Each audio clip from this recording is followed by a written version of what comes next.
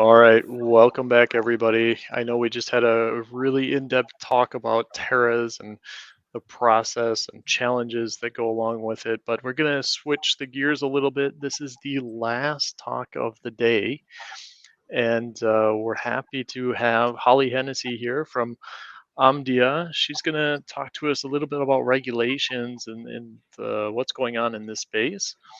So, Hollie, welcome to SOS. Thank you for being here. And the stage is yours. Thank you. So thank you all for joining. I know it's the last talk of the day and there's been some really great content. I'm going to be speaking on the road to regulation, cybersecurity requirements for modern vehicles. So to introduce myself a bit, I'm Hollie Hennessy. I work for Omdia. I'm a senior analyst and I cover the IoT cybersecurity market. So this kind of coverage is everything to do with IoT, as you'd expect. But it extends to everything in the kind of cyber physical realm. So automotive and transportation, operational technology, SCADA, ICS, and so on. So part of my research is to look at what's impacting the IoT cybersecurity technology market. And one of those things is regulation. So that's kind of how I'm here today talking to you about this. So I just thought I'd go over an agenda of what we're going to be speaking about today. So first off, I'm going to define regulation. So regulation, standardization, legislation, these things are often kind of spoken about together. So I think it's worth just kind of being clear how I'm going to define this for the discussion. Then I'm going to move on to why do we need regulation in the automotive space? So what's really driven and impacted the creation of the regulation? And then I've got some slides going into how the automotive industry, the regulatory landscape there compares to other areas of cybersecurity, and kind of looking at cyber physical regulation, IoT cybersecurity as well, with a bit of history on how things have progressed. Then I'll go into a bit more depth on the R155 and R156 regulations and what they mandate, as well as the reach of the regulation as well, so kind of who it impacts, what it impacts, and so on. And then I'll be looking at the gaps. So what are the kind of limitations of the regulation that's there, and kind of how can you move towards the action side of things, both when it comes to compliance, but also looking at kind of the tooling and technology that can help you, which is my area of coverage. So first off, just to go over the regulation, legislation, and standards. As I said, these are often spoken about in the same breath, but it can be quite confusing. Different people have different definitions, so it's worth noting that they're open to a bit of interpretation. But for the purposes of this discussion, I've got dictionary definitions here, or UK dictionary definitions. And we've got regulation as a rule controlled by a governing organisation or authority. And in this case, that's the UNECE R155 and R156. And then you've got a legislation, which is a law that's made official by a parliament or legislative body. So as I said, different countries, different people are going to have a different, idea of how this crosses over. But essentially what you kind of really need to know is that they're not exactly the same thing, but they do overlap. And you'll kind of get an idea of this throughout the presentation. And then moving to standards, I think it's worth bringing standardization up. It's often really closely linked to regulation and legislation. And again, we'll be talking about this throughout the presentation. And when it comes to cybersecurity, we kind of see regulation as fitting into the supporting functions of cybersecurity. So on the right-hand side here, I've got a diagram, and this is how the cybersecurity team at Omdia define the cybersecurity ecosystem. And you can see those bubbles on the left-hand side of governance, risk, and compliance. And I think, it's just worth kind of mentioning here as well that while regulation will fit into these functions, it's regulation will have an impact on cybersecurity, or cybersecurity will impact regulation. It doesn't have to necessarily be a cybersecurity regulation that you're focusing on. So a good example of that is GDPR. It's not a cybersecurity regulation. It's something that will be included in that governance, risk, and compliance.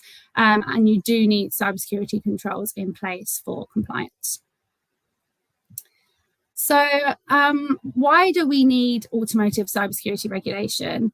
Well, I think one of the major reasons is the increase in attack vectors and vehicle compromise vectors as, cars and vehicles have become connected and internet access has become commonplace. So I'm sure many of you have kind of learned about a lot of these in today's discussions. Many of you probably look at all this in your work and your research on day to day. But what I kind of want to pull out is the complexity of the connected vehicle and its ecosystem. So all of these vectors kind of call out for an increase and drive for better and more resilient cybersecurity. So with the connected vehicle, it's kind of twofold. So, there's the consideration of the device itself, and you can see this nice diagram of a connected car on screen. So it's the components within that device, the hardware, the software, the firmware, and then there's everything surrounding it. And I've got some of these bubbles on screen as well. And there's things like SDVs, software-defined vehicles, V2X, vehicle to everything, autonomous vehicles, kind of all this technology. And it's quite buzzwordy, but I think what's important here is that these movements that are, impacting the automotive market and are also impacting cybersecurity. So, it just adds to that complexity and the need for attention sooner rather than later. So another reason is the parallel, but also major differences between the IT world and automotive. So in the IT world, organizations have had far more experience and time to be considering and implementing cybersecurity controls. So in the automotive manufacturing world, the picture is really different. And this is both with regard to the vehicle, and I think it's also worth considering the manufacturing environment as well. It's not the focus of the talk today, but I just want to touch on it to shed some light on that as well. So looking to the connected vehicle, so compute capability and software has been going on since around the 60s. And I've been working with Ward Intelligence, also owned by Informatech, so one of Omdia's sister companies, and they solely focus on intelligence in the automotive industry.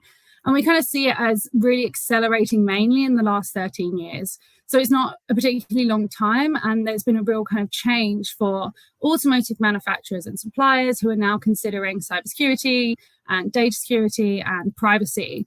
And this is alongside, their usual requirements and priorities. So safety, reliability, availability, there's financial priorities, new revenue streams and everything like that need to be considered as well. And another example is the shift from internal combustion engines to battery electric vehicles. And we kind of see this as all major OEMs in the last 3 years. So again, it's quite a short space of time. So you've got a lot going on as well when it comes to engineering and, a shift of kind of resources. So there's the drive to battery electric vehicles, there's connectivity, which is a real focus, software, new vehicle platforms. So all of these things are kind of being rushed to market, and that has cultural and cybersecurity implications. And I think one way to kind of look at that is looking at, the traditional automotive engineering mindset. You've got, evolutionary design, long-term safety and control, and it's kind of really contrasting with that software Silicon Valley kind of approach of experimenting and fast innovation.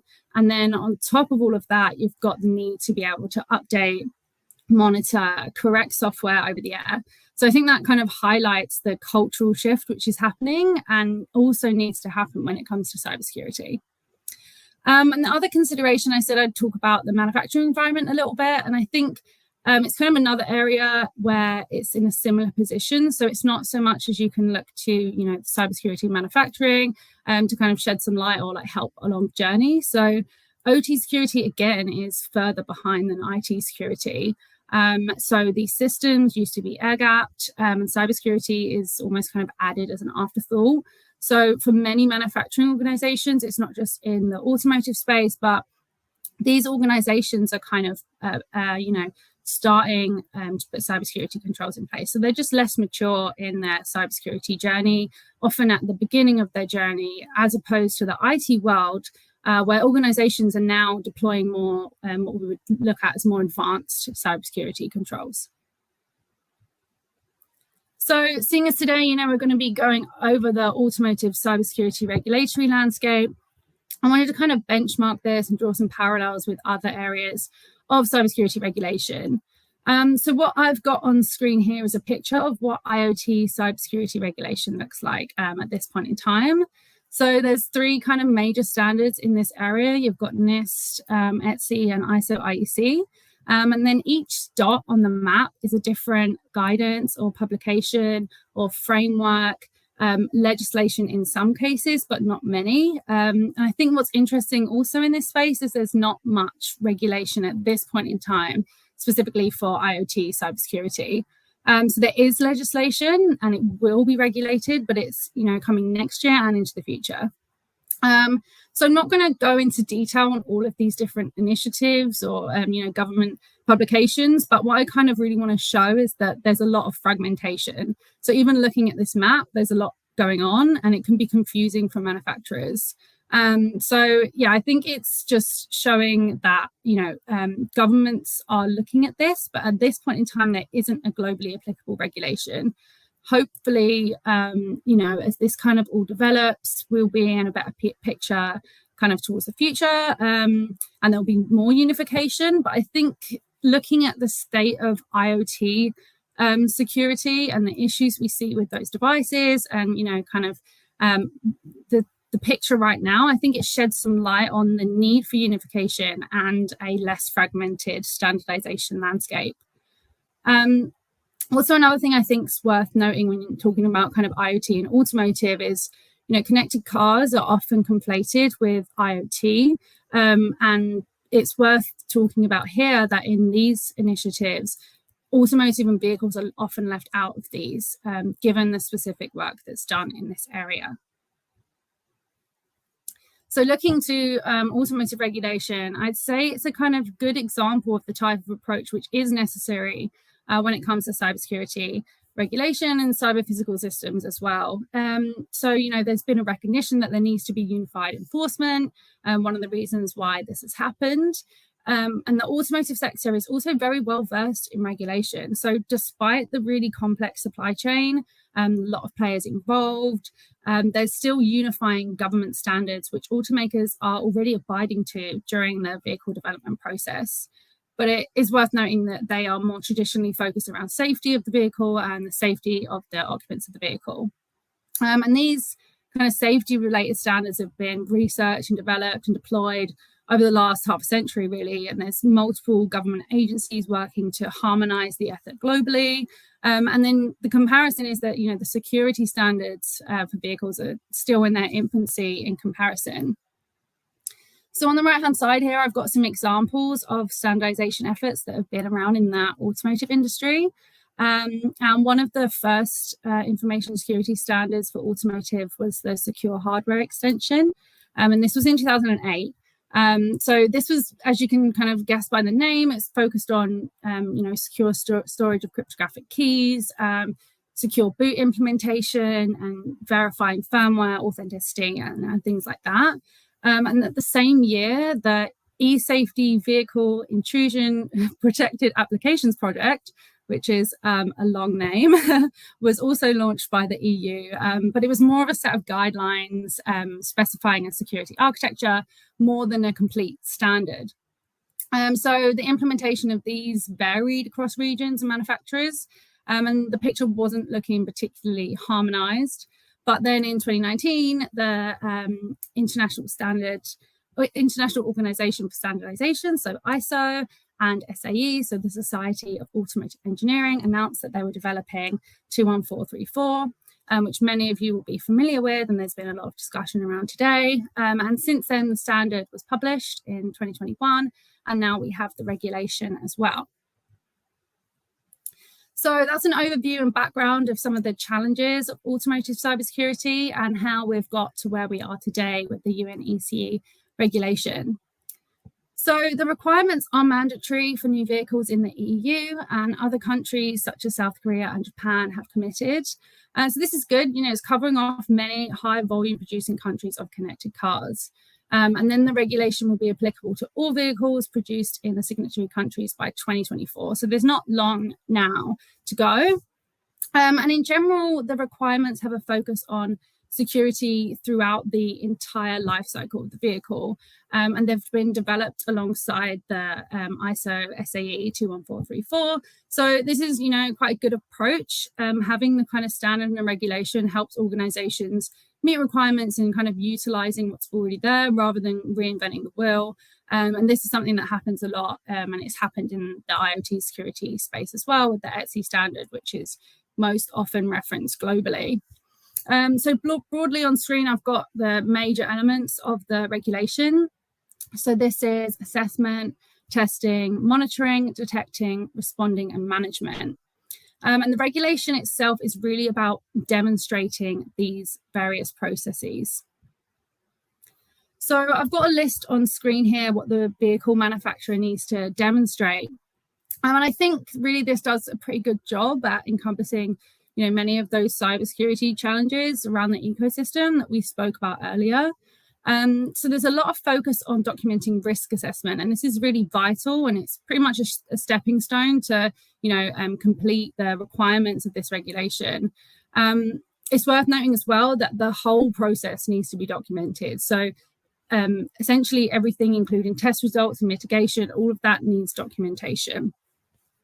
There's also a focus on supplier-related risks, but it's on the vehicle manufacturer. So even in the automotive industry in particular, it's a pretty big task. It's a lot, and that's making sure that they are identified and managed. I then, mentioned earlier about this kind of life cycle security, and I think you can see that from these requirements on screen. So, manufacturers must be implementing cybersecurity continually. So it's throughout the design. And interestingly, this is where a lot of discussion on device security and product security stops. It's focused a lot on the design. But this regulation isn't just, saying that you should document processes when you're looking at the security by design, but it's moving through to that management and ongoing security throughout the car's life cycle. So you've got detection and response capabilities that need to be put in place. And crucially, this is going to be in real time. So it's the requirement of having log data to support this detection and response. And then you need to have forensic capabilities as well. So this is, good. It's best practice to kind of have forensic capabilities in place. So if there is something that happens, then you can learn from that. You can, look at how things went wrong, or, if it's an attempted attack, you can see where things were, stopped, and it can really help with building a more resilient cybersecurity posture within the organization. So looking to a key theme of risk, one of the major elements of the UN R155 is a cybersecurity management system. So this is the CSMS. And IT security teams will likely be familiar with this type of construct. So, it's got a lot of similarities with the ISO 27001 and one of the most widely used standards in the in security in general. And that defines requirements for an ISMS, so an information security management system. So first off, I thought it's going to be worth defining this. So the CSMS isn't a product, it's not a tool. It may seem so at first if you see this acronym. There's so many acronyms that we have in the industry when it comes to tooling and technology. It's not, another XDR or something like that. Instead, it's defined as a systemic risk-based approach, defining organizational processes, responsibilities, and governance to treat risk associated with the cyber threats to vehicles and protect them from cyber attacks. So OEMs have to gain a certificate of compliance for a CSMS, and this will be valid for 3 years. But it doesn't you don't just, validate it and stop there. Throughout the 3 years, you have to report at least once a year on new cyber attacks and confirm whichever security mitigations that you put in place are still effective. So essentially, it's just, highlighting that all of these processes which are in place really need to be demonstrated continually. So to go over what the demonstrations need to be, again, it's kind of those main categories that I pulled out in that first diagram. So essentially, it's focusing on the 3 phases of the life cycle. So the development phase, the production phase, and the post-production phase. And to reiterate, it is really risk-focused, focus on management and process, and crucially on an ongoing basis. So the end of the regulation is Annex 5, and this essentially goes over a list of threats and corresponding mitigations that you need to consider alongside your risk assessment, and you can use it for mitigations as well. So I'm not going to go through everything, but it essentially looks at different categories, and you can see these on the right-hand side of the screen. And then within each one of those, there are more individual, more specific descriptions of each vulnerability or threat. And there's examples of either the vulnerability or the attack method. It's not in a huge amount of detail, but it is quite useful. And the next part is mitigation to these threats. So this goes down to the specific threats, and there's more quite general mitigation strategies. So it's not a step-by-step or an instruction or anything like that. It's more kind of general information on, best practice. So, for example, for many of the threats to update process, which you can see on the screen here, the corresponding mitigation is secure software update procedures shall be employed. So you can see it's kind of more of a advice type thing rather than a step-by-step. And then I think what's worth noting as well is the attack impacts. So this is something I think is really crucial in cyber physical in general, but when you're going through the risk assessment, the impact is going to be different to, potentially an IT security scenario. So you're going to be looking at the cyber physical side of it, more the physical side, which a lot of these are specific to automotive, so they can help you, work through those kind of ideas. But it's going to be essentially above and beyond, including, but more than, operational impact, financial impact, and things that you would ordinarily consider in a risk assessment. So moving on to R156. So more recently, in addition to the R155, we also have the R156 regulation and again, corresponding standard.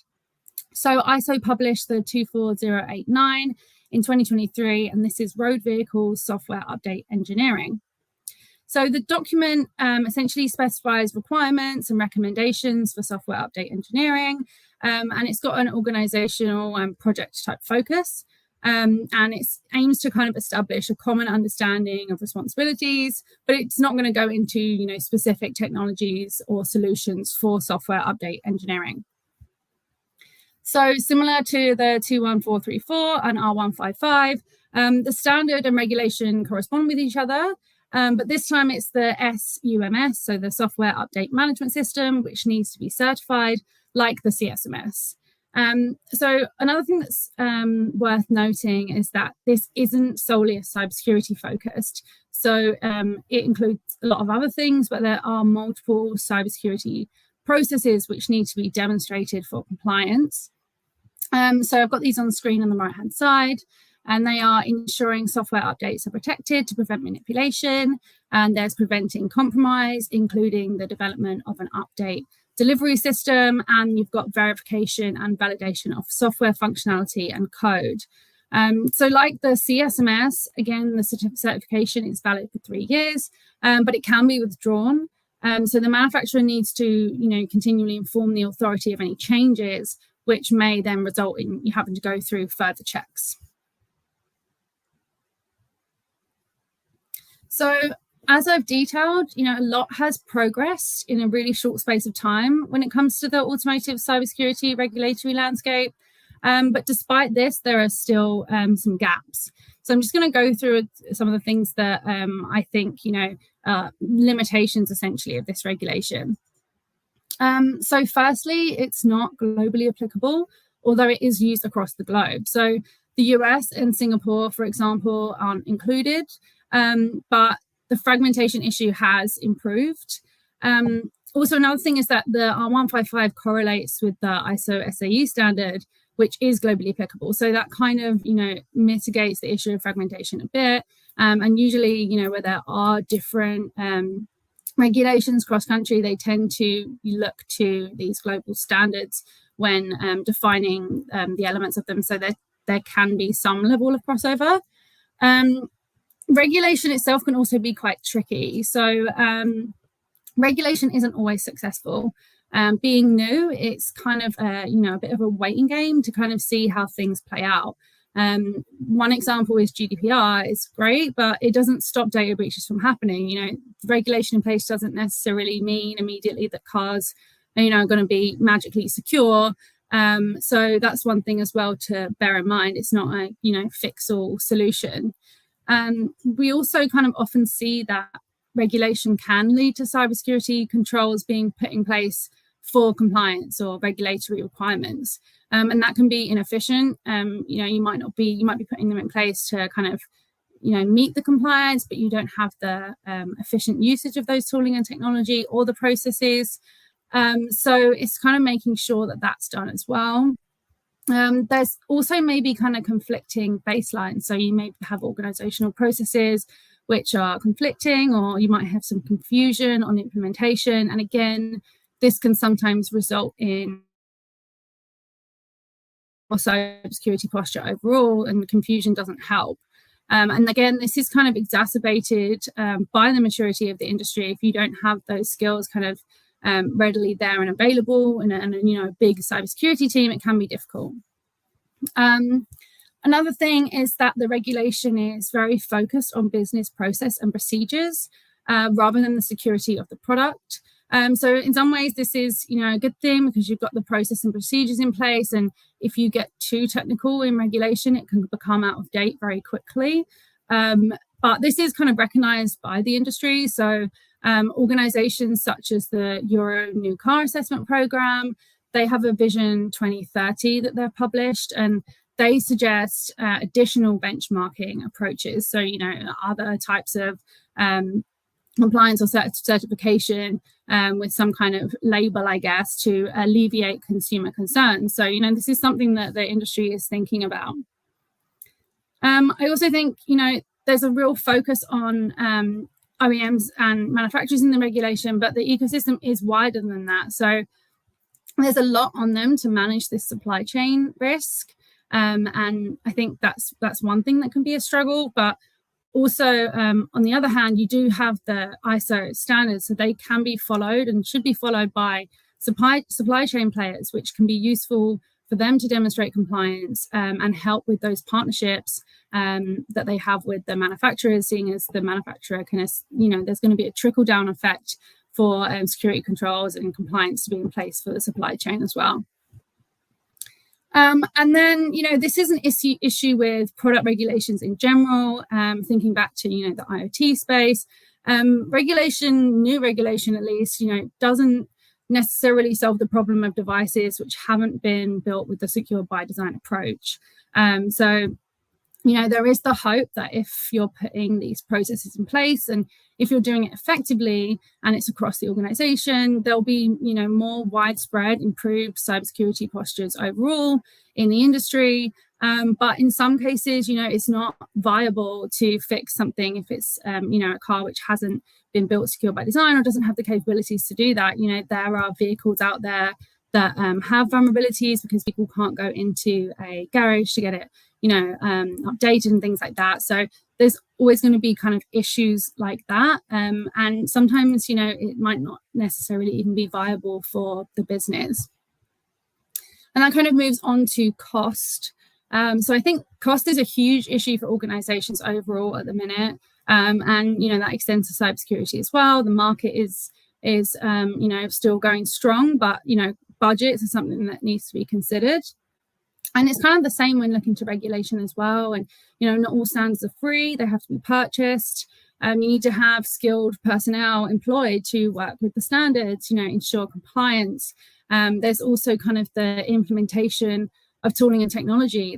The tooling and technology itself needs to be purchased, but then you need someone to be using those tools and effectively using those tools. Again, all of these things can help with compliance, but they come at a cost. And I have a diagram here on the right-hand side, which is from our cybersecurity decision maker survey, which we run every year. And we ask, what are the issues that are most affecting these organizations? And you can see more than 50%, and the top response here is staffing skills shortage. So it's definitely something that is an issue for organizations when it comes to cybersecurity overall, and perhaps even more so in the automotive space, where you have, kind of perhaps that less expertise in-house within the organization. So part of my role is to assess the technology that's available on the market. And towards the end of last year and the first half of this year, I've been working with Ward's Intelligence to kind of map out this tooling and technology. And this can help OEMs through some of the requirements. So first off, I think it's worth noting that the market for automotive cybersecurity looks quite different to the cybersecurity landscape. So, you might not see much of a big play from the IT security vendors, which many of you might be familiar with. This area is more specialized.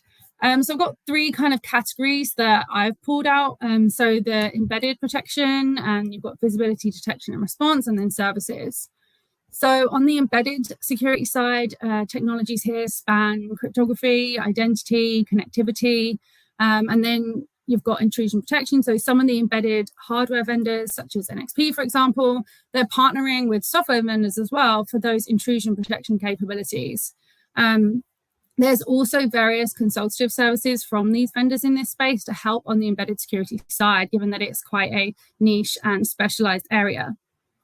You then have, visibility, detection, and response capabilities, and they span from the development of the vehicle and the production phase. So, making sure that vulnerabilities and issues are mitigated along the way, and you've got visibility into that, and then continually in the post-production phase. So, a technology here that is really key is the VSOC. So, vehicle SOC, not to be confused with virtual SOC.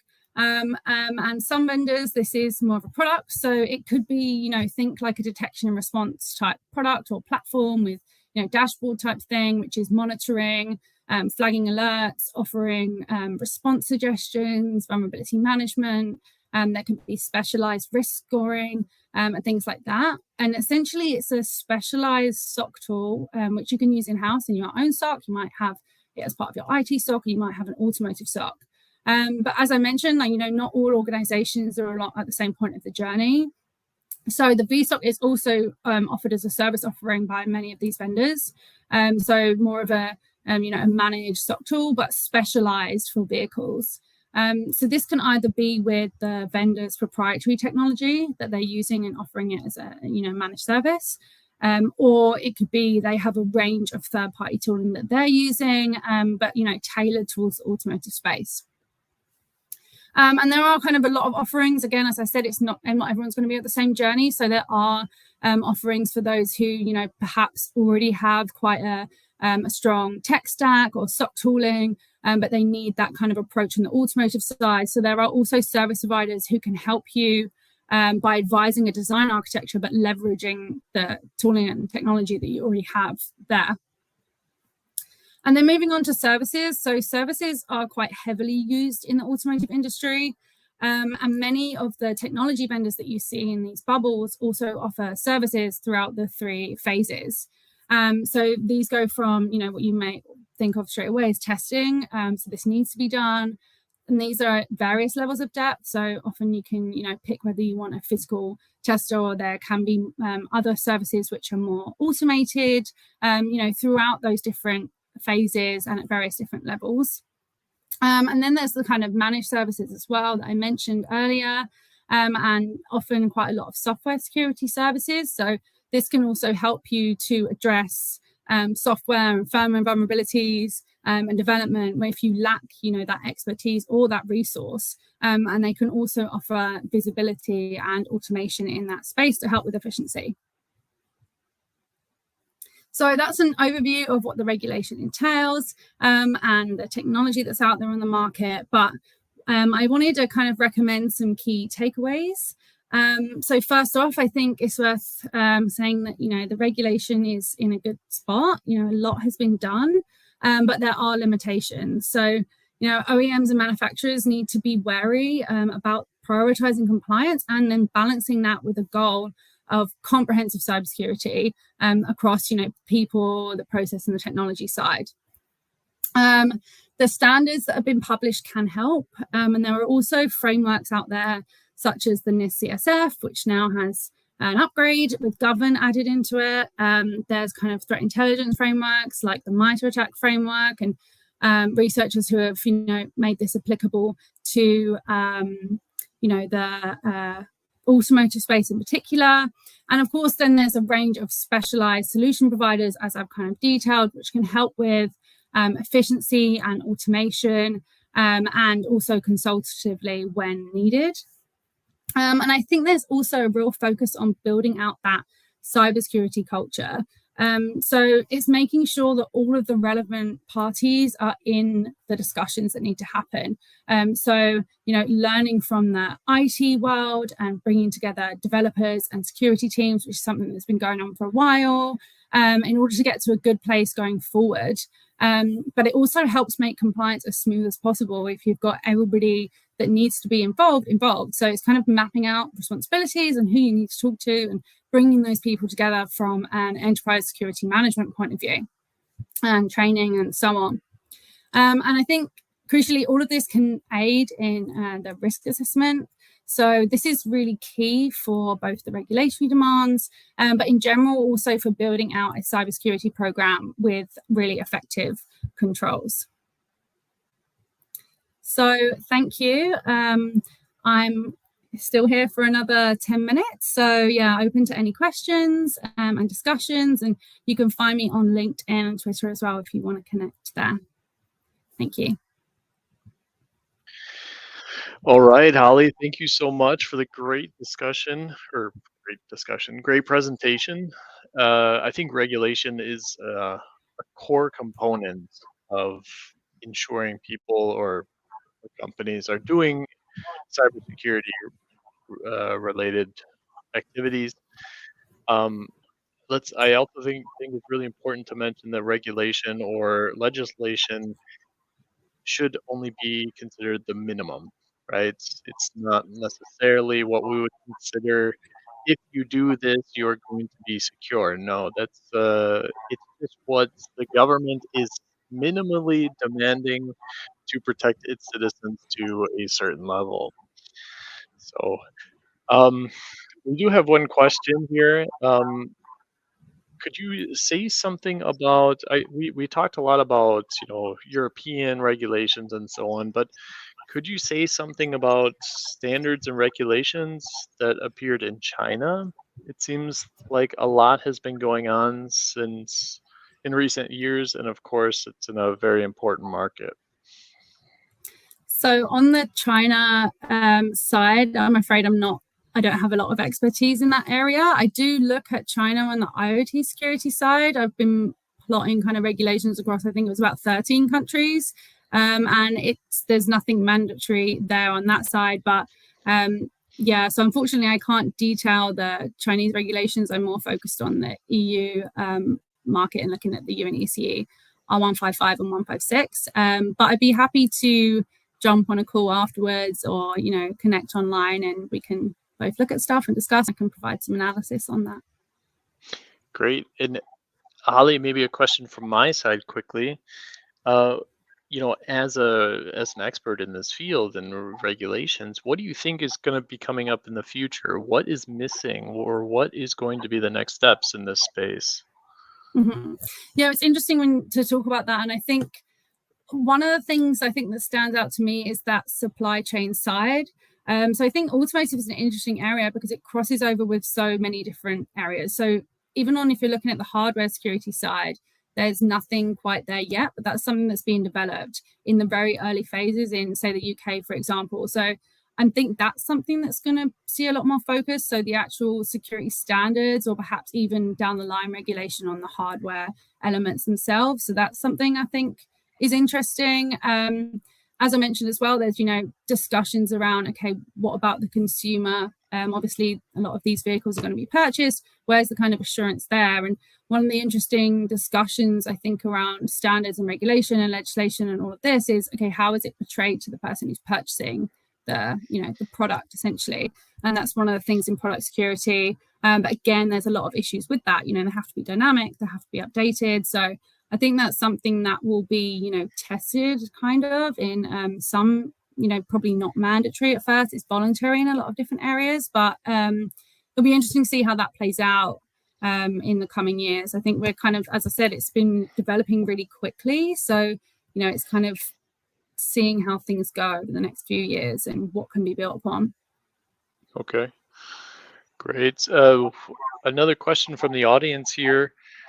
Um, how does government collaborate to shape and enforce vehicle cybersecurity regulations? And then second part to that is how do evolving threats impact these regulations?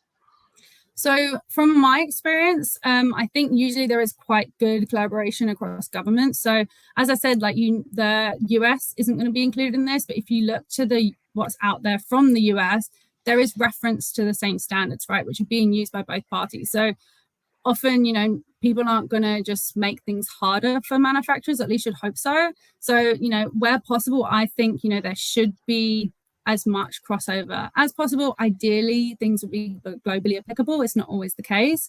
So that's one thing I think from my experience, at least in the cyber physical space, there tends to be quite good collaboration. So that's one good thing.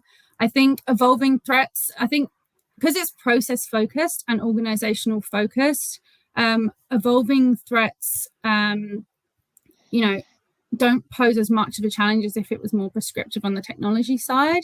On like the annex section, as I said, it's relatively basic, but these are kind of like the baseline things you need to consider. It should be above and beyond that. So if you are being effective in your risk assessment and you're doing those updates when there's an attack, that should theoretically encompass evolving threats. But often the case is that these regulations are updated. If you look to kind of other areas like NIS2, for example, as opposed to the NIS1 regulation, which is EU-wide, and does impact the automotive industry to some extent, this evolves and they tend to update it, and things do get more attention as things change. So I would say that there probably will be updates, but the way that the regulation has been mandated should allow the threat kind of landscape to change and it still be applicable.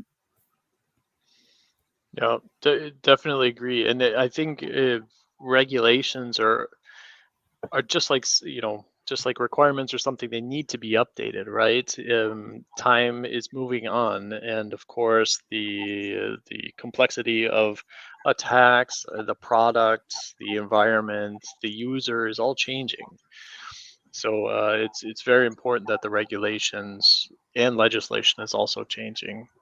Yeah, on the legislation side, it's interesting actually because, at least in the UK, there's quite a good process where once you sign something as an act, there is the possibility to go back and update it with new things that have happened without that whole process of re-legislation.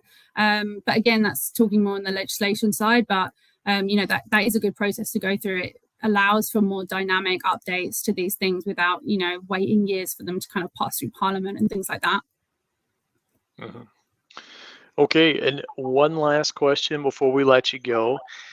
How do you relate GDPR with the UNECE R155, 156? Do you see that there's any major intersections or any contradictions? I think so. I'm not an expert on the data security side of things. I do have a colleague who is very well versed in this.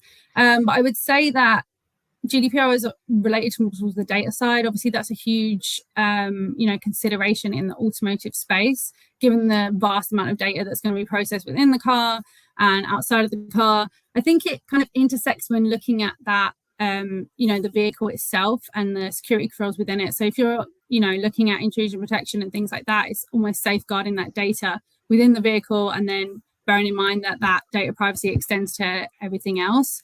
But yeah, on the major intersections, I would have to, compare with my colleague who focuses on GDPR and come up with that. So if you want to message me and I can look more into that question for you with him and get back to you with some specifics. Perfect. Hollie, once again, thank you so much for giving us the overview. Great information, great presentation as always. And I think it's an important topic, which is driving cybersecurity in all of our companies and, of course, in our products. So thank you very much for being here and being the last talk of the day. So thank you. Yeah, all thanks for right. having me. So we have one last session for the day. It's just we're going to close up. So we will follow up in the last session of the day. Not last talk, last session of the day in the next one. So looking forward to seeing everybody soon. Thanks.